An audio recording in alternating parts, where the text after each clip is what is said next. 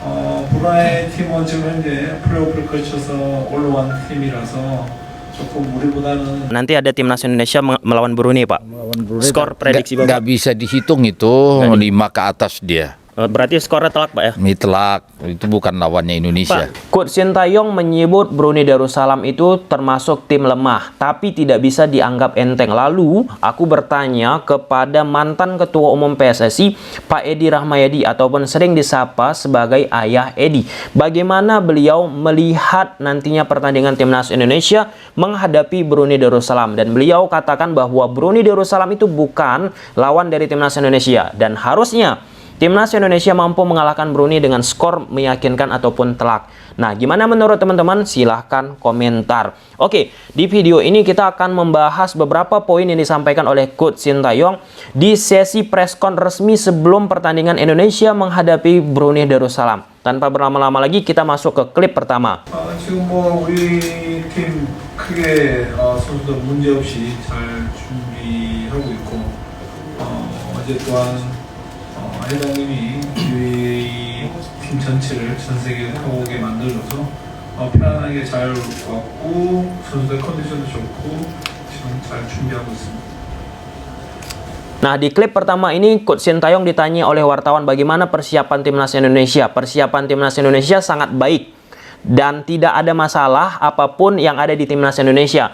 Dan yang kedua, teman-teman, Sintayong mengapresiasi apa yang dilakukan oleh Ketua Umum PSSI Pak Iwan Bule. Aku rasa semuanya kita supporter Timnas Indonesia mengapresiasi apa yang dilakukan oleh Pak Iwan Bule. Apa itu?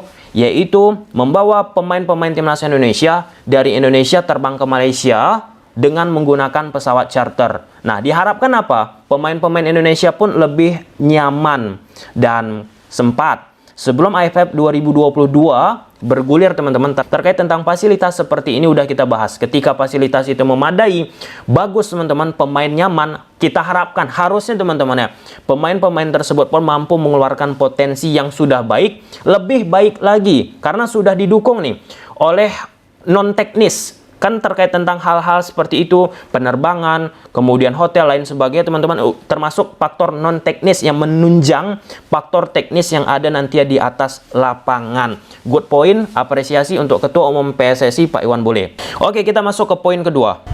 일단 내일 경기장 오늘 훈련을 해보고 결정하겠지만 어느 정도 로테이션은 생각하고 있으면 좋을 것 같고 이제 한 경기 지났는데 뭐 우리 스파스나 사란타가 스파소, 사란타 이런 선수들이 뭐 골을 못 넣었다 그거는 뭐 너무 이런 빠른 판단이고 경기를 쭉 하면서 스트라이커들 그 기회가 오면 골을 넣을 수 있을 것이고 그거는 이제 뭐 첫 경기였으니까 앞으로 쭉 지켜봐 주시면 좋겠습니다. Pertama, terkait tentang rotasi, ini tentunya pelatih harus cerdik dan cerdas, teman-teman, untuk menyiasati jadwal yang padat di AFF 2022 ini. Apalagi AFF ini tidak di satu tempat, berbeda jika di satu tempat, teman-teman. Kalau misalnya berbeda tempat seperti AFF 2022 ini, lebih banyak ekstra tenaga yang terkuras. Kemudian terkait tentang lini depan dari Timnas Indonesia, baik itu Spaso, kemudian Rafli, dan lain sebagainya, teman-teman, yang tidak optimal dalam menciptakan ataupun memanfaatkan peluang menjadi gol.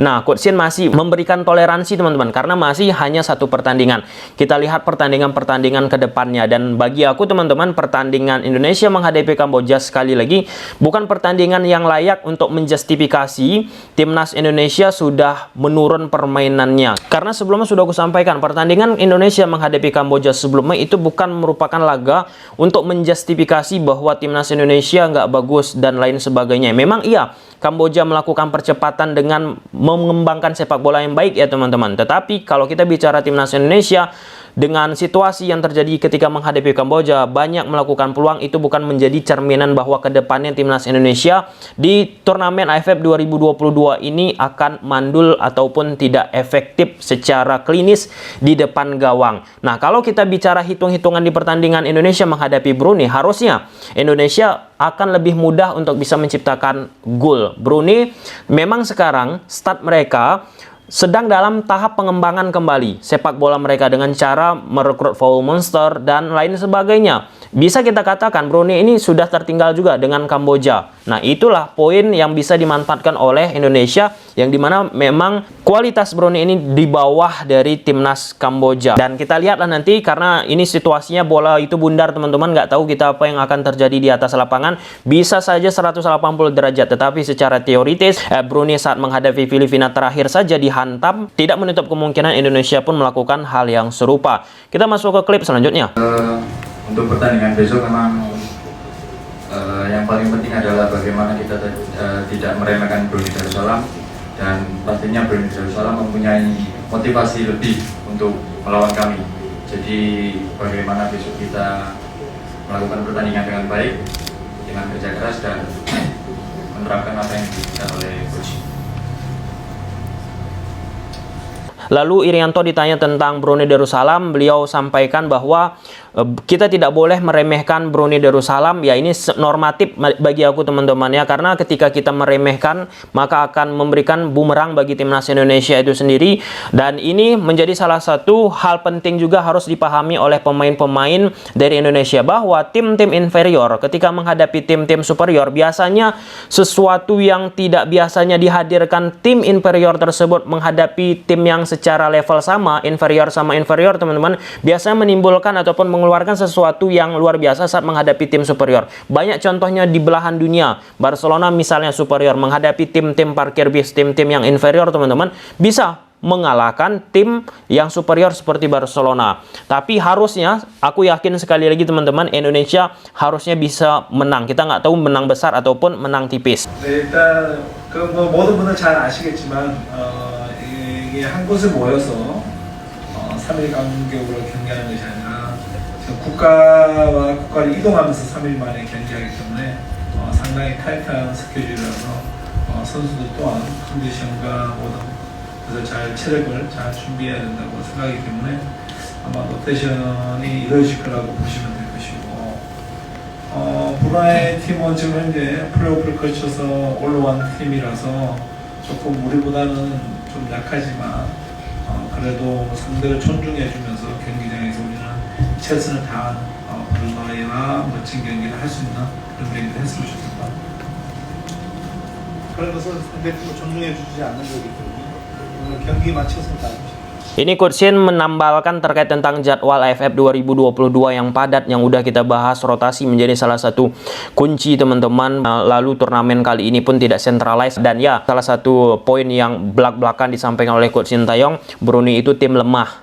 Itu luar biasa sih. Aku kira nggak akan keluar statement seperti itu, tetapi secara belak-belakan teman-teman vulgar, Coach Shin Taeyong katakan Brunei Darussalam tim lemah. Tetapi selanjutnya beliau sampaikan tidak mau melakukan prediksi berapa skor yang akan terjadi di pertandingan tersebut. Nah, di situ aku respect Shin Taeyong kepada Brunei Darussalam, itu membuat orang pun akan respect kepada Shin Taeyong. Dengan kata lain, ketika Coach Shin Taeyong sudah mengatakan Brunei Darussalam tim lemah, apa yang ada di pikiran teman-teman Indonesia menghadapi Brunei Darussalam? Coba kolom komentar. 모든 감독들이 자기 위치에서 최선을 다하고 있으니까 현재 하는 분위기 맞게끔 각자의 위치에서 최선을 다했으면 좋겠다. 그렇게 보시면 되겠습니다.